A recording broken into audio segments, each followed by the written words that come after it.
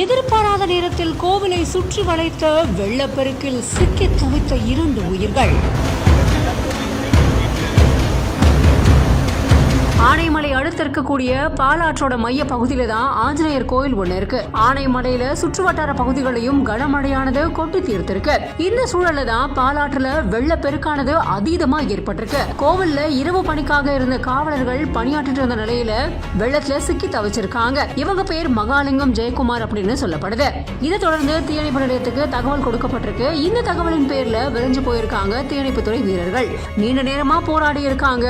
ஆர்ப்பரித்து ஓடுற அந்த வெள்ள நீர்ல கயிறு கட்டி கரைக்கு கூட்டிட்டு வர ரொம்பவே பாடுபட்டிருக்காங்க. கொஞ்சம் கொஞ்சமா அந்த காவலர்களை கயிறு கட்டி இழுத்துட்டு வர அந்த பரபரப்பான காட்சிகள் பார்க்கும் போதே மனசெல்லாம் பதற வைக்குது. பிரஸ்டாவின் இனிய தீபாவளி நல்வாழ்த்துக்கள். Presta Premium Women's Wear. Let your body love it.